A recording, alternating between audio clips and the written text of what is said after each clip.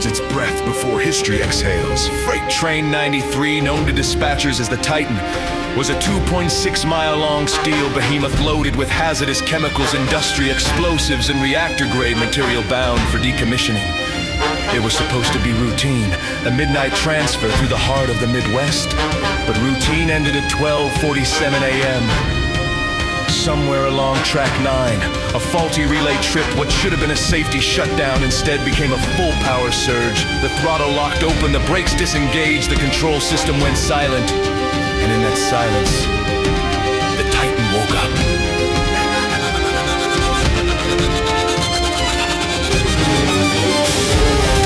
Dispatchers screamed over the radio.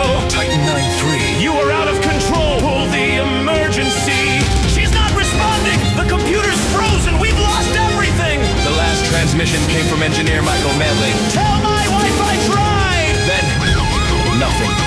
Every agency that could respond did. Police blocked crossings, the National Guard mobilized, helicopters tracked the roaring monster as it tore across 3 counties. They tried spike strips, useless. They tried remote shutdowns. The system rejected every command. They even tried derailing it deliberately in an open plain, but this train wasn't made of steel anymore.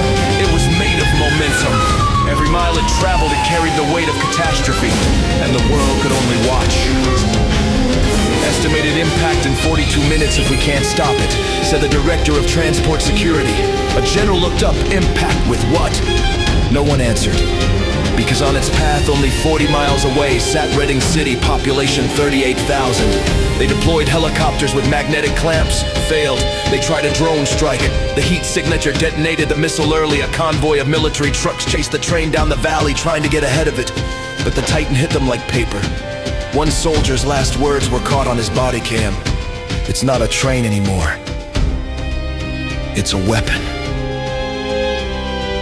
Now the score rises low. Tragic strings, the camera pans to Reading City streetlights flicker. People are asleep, the world doesn't know yet. At 1:34 a.m., the Titan entered the city limits at 102 miles per hour. It jumped the first curve, its couplers snapped, cars began to lift from the track, and then came the sound, a metallic shriek that split the night in half. For 45 seconds, Reading City became the epicenter of hell.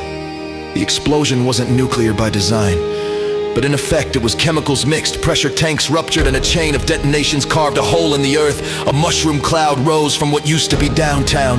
3 feet poor 7 souls gone before the sirens even reached their crescendo. Days later, responders combed the crater. Melted glass, twisted rails, the faint hiss of cooling metal. All that remained of the Titan was a single word engraved on a half-melted control panel: unstoppable. And that became its name. Some disasters are born from negligence, others from greed. But this was born from mankind's illusion of control.